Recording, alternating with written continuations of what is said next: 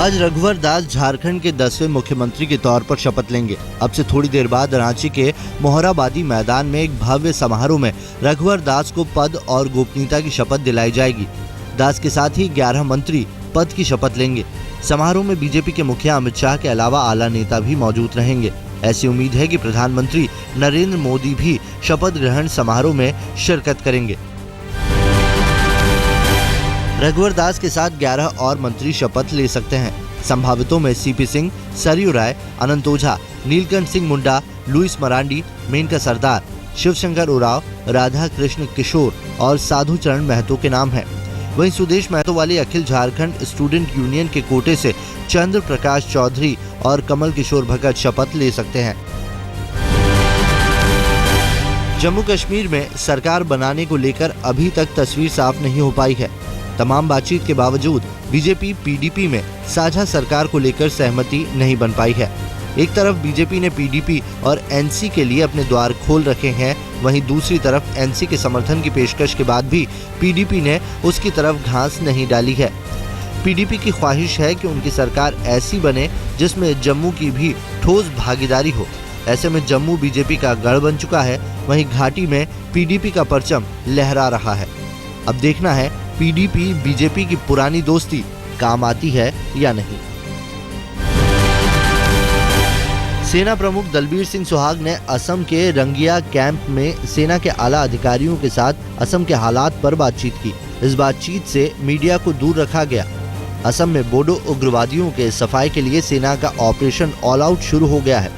इस ऑपरेशन को और कारगर बनाने के लिए सरकार ने भूटान और म्यांमार से भी मदद मांगी है।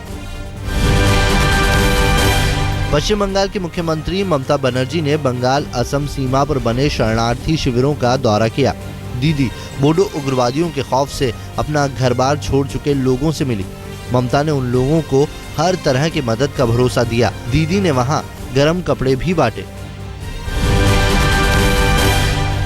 उत्तर भारत में अब सर्दी बेरहम हो गई है। दिल्ली और दूसरे राज्यों में ठंड से मरने वालों का आंकड़ा 100 के करीब पहुंच गया है। देश की राजधानी दिल्ली में 2 लोगों की मौत हो चुकी है। उत्तर प्रदेश में ठंड से मरने वालों का आंकड़ा 70 के करीब है और लगातार बढ़ रहा है।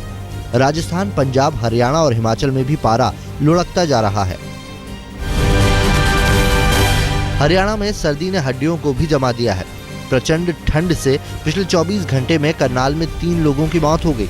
इस जालिम ठंड का शिकार वो लोग ज्यादा हो रहे हैं जिनके सर पर छत नहीं है, जो रैन बसेरों और फुटपाथ पर जीवन बिता रहे हैं। एक के बाद एक 3 मौत से प्रशासन भी सख्ते में है। पंजाब के अमृतसर में भी कड़ाके की ठंड पड़ रही है। आसमान में सूरज देवता के दर्शन दुर्लभ हो गए हैं। ठंड की वजह से शहर की जिंदगी अस्त व्यस्त है। मौसम विभाग की माने तो आने वाले समय में पारा और नीचे गिर सकता है, यानी ठंड से तो फिलहाल छुटकारा नहीं मिलने वाला। हिमाचल प्रदेश में लगातार बढ़ रही सर्दी से लोगों की मुश्किलें भी बढ़ गई हैं। पूरे राज्य में सर्दी का सितम जारी है और कई इलाकों में पारा 0 से नीचे पहुंच गया है। हालांकि दिन के समय में चटक धूप खिली रहती है, बावजूद इसके रात के तापमान में लगातार गिरावट दर्ज की जा रही है। हिमाचल में लोग बर्फीली हवाओं से बेहाल हैं। राजस्थान के माउंट आबू में तापमान 2 डिग्री पहुंच गया है। ठंड की वजह से जनजीवन सुस्त पड़ गया है। बर्फीली हवाओं ने जीना मुहाल कर दिया है। शीतलहर से बचने के लिए लोग रजाइयों में दुबके हैं। कड़ाके की सर्दी के चलते नक्की झील पर खड़ी नावों पर ओस की बूंदें बर्फ के रूप में जम गई हैं। बिहार में भी ठंड अब जानलेवा होती जा रही है।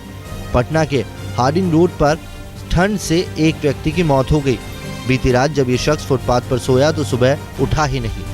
दोपहर में परिवार वालों ने देखा तो उसकी मौत हो चुकी थी।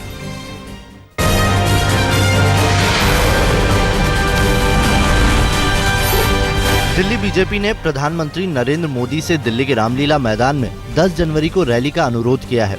दिल्ली की बीजेपी इकाई मोदी के जादू का इस्तेमाल कर दिल्ली वालों का दिल जीतना चाहती है। लोकसभा का किला फतह करने के बाद मोदी की आंधी ने जैसे महाराष्ट्र, हरियाणा, झारखंड जैसे राज्यों में कमल खिलाया है, दिल्ली बीजेपी को ऐसी ही जीत की उम्मीद दिल्ली में भी है। आम आदमी पार्टी अब फंड के लिए लोगों को गर्मा गर्म कॉफी पिला रही है, यानी कॉफी विद केजरीवाल। दिल्ली में पार्टी के संयोजक अरविंद केजरीवाल के साथ कॉफी पीने की कीमत 20,000 रखी गई है। पार्टी चुनावों के लिए ज्यादा से ज्यादा पैसा जुटाना चाहती है। लजीज खाने की दावत के अलावा पार्टी इस सर्द मौसम में गर्मा गर्म कॉफी भी पिला रही है। बीजेपी को कौन चंदा दे रहा है?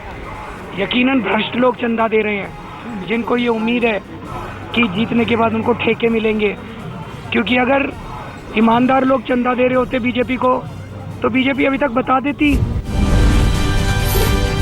चंदे के लिए आम आदमी पार्टी का दस्तरखान इस बार बिछा नवाबों के शहर लखनऊ में।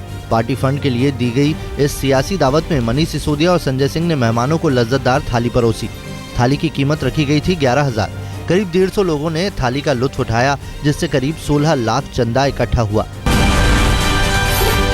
दिल्ली के देवली में केजरीवाल की जनसभा में जमकर हंगामा हुआ। यहाँ एक युवक ने केजरीवाल के मंच पर पत्थर फेंकने की कोशिश की।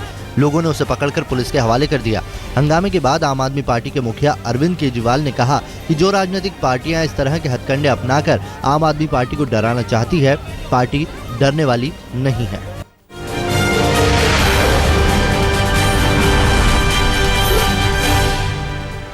एक बार फिर एक बाबा पर उसके भक्त ने संगीन आरोप लगाए हैं। संत गुरमीत राम रहीम पर उसी के एक साधक हंसराज ने आरोप लगाया कि बाबा आश्रम के साधुओं को नपुंसक बना रहा है। हंसराज 1996 से आश्रम में रह रहा है। उसका कहना है कि राम रहीम ने करीब 200 साधुओं को नपुंसक बना दिया है और उसके 2 ऐसे साथी हैं जो कई साल से गायब हैं। जो डेरा मुखी है, उसने ये घिनौना काम किया है। परमात्मा के नाम पे इतना बड़ा प्रलोभन, आपको परमात्मा के दर्शन होंगे, आपका मन तंग नहीं करेगा। ऐरा वगैरह बातें करके ब्रेन वॉश किया गया, बेहोश करके ये इतना बड़ा घिनौना इंसानी से गिरा हुआ काम किया है बाबा ने। बिहार के सासाराम में ट्रेन से कटने की वजह से 5 लोगों की दर्दनाक मौत हो गई। घटना गया मुगलसराय रेलखंड के कुम्हाऊ रेलवे स्टेशन के पास घटी। मारे गए लोग रेलवे के कर्मचारी थे, जिसमें एक सेक्शन इंजीनियर सहित 4 लाइनमैन थे। गाजियाबाद में स्वाइन फ्लू से हुई एक महिला की मौत के बाद प्रशासन चौकन्ना हो गया है। गाजियाबाद के सरकारी अस्पतालों में आइसोलेशन वार्ड के साथ डॉक्टरों की टीम भी तैनात कर दी गई है। इस बीच स्वाइन फ्लू में मरने वाली महिला के परिवार वालों ने स्वास्थ्य विभाग पर लापरवाही का आरोप लगाया है। उनका कहना है कि अभी तक न तो उनका टेस्ट कराया गया है और न ही स्वाइन फ्लू से बचाव की कोई दवा दी गई है। दिल्ली के आनंद विहार बस अड्डा के पास सड़क किनारे एक चीनी युवक बेहोशी की हालत में मिला। चश्मदीदों के मुताबिक युवक को नशाखोरी गैंग ने शिकार बनाया है। गंभीर हालत में युवक को अस्पताल में भर्ती कराया गया है। चीन से भारत घूमने आए क्विंग नाम के युवक की उम्र लगभग 33 साल है। दिल्ली में पानी की समस्या को लेकर अब पुलिस वाले भी सड़कों पर उतर आए हैं। दिल्ली की ईदगाह रोड की पुलिस कॉलोनी में 20 दिनों से पानी नहीं आ रहा था, जिससे आजिज आकर पुलिस और उनके परिवार वालों ने सड़क पर मोर्चा खोल दिया है। नाराज लोगों ने 1 घंटे तक सड़क जाम कर दिया, लेकिन फिर भी कोई सुनवाई नहीं हुई। ग्रेटर नोएडा से आगरा तक बने यमुना एक्सप्रेसवे पर हो रही सड़क दुर्घटनाओं की जानकारी जुटाने एक्सप्रेसवे पहुंची सेंट्रल रोड रिसर्च इंस्टीट्यूट की टीम। उनके साथ अथॉरिटी के अधिकारी भी थे। ये जांच दल 1 हफ्ते तक एक्सप्रेसवे के आवाजाही की निरीक्षण करेगा और फिर अपनी जानकारी के आधार पर समस्या का समाधान ढूंढेगा। हरियाणा के बाद बर्ड फ्लू का खतरा पंजाब पहुंच गया है। संगरूर जिले में भारी तादाद में मरी हुई मुर्गियां पाए जाने से हड़कंप मच गया। अंदेशा है मुर्गियों की मौत बर्ड फ्लू की वजह से हुई है। हालांकि पुलिस ने स्वास्थ्य विभाग को सूचना दे दी है, लेकिन इस पर कोई ध्यान नहीं दे रहा। इंदौर के एक चिड़ियाघर में एक सांप के काटने से एक सफेद बाघ की मौत हो गई। राजन नाम के इस बाघ की उम्र 3 साल थी और इसे कुछ दिन पहले ही भिलाई से लाया गया था। बाघ के पास ही कोबरा सांप भी जख्मी हालत में पाया गया। पिछले साल भी किंग कोबरा और व्हाइट टाइगर के बीच मुठभेड़ हुई थी, जिसमें 9 फीट का किंग कोबरा मारा गया था। मुंबई पुलिस नए साल के जश्न में नशेड़ियों पर लगाम लगाने के लिए कमर कस चुकी है। मुंबई पुलिस की anti narcotic cell social networking website पर कड़ी नजर बनाए हुए है, जिसके जरिए इस तरह की पार्टियों में लोगों को शरीक होने का न्योता दिया जाता है। नशे के सौदागर हर वो कोशिश कर रहे हैं जिससे कि वो पार्टियों में ड्रग्स को परोस सकें, लेकिन उनके इस मंसूबे पर पानी फेरने के लिए मुंबई पुलिस मुस्तैद है।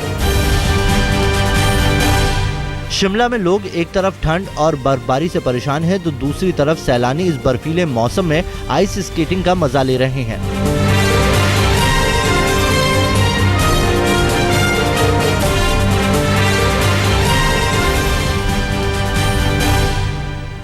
सैफई महोत्सव की शुरुआत हो चुकी है। महोत्सव के दूसरे दिन सूफी गायक हंसराज हंस ने अपनी सुरीली आवाज से सैफई वासियों का मन मोह लिया।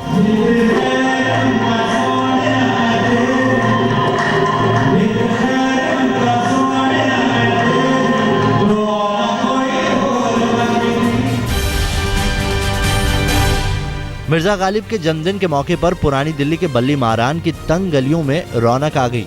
शबाना आजमी और नित्यांगना उमा शर्मा के साथ कई जानी मानी हस्तियों ने बल्ली मारान में स्थित मिर्जा गालिब की हवेली में जाकर गालिब को याद किया।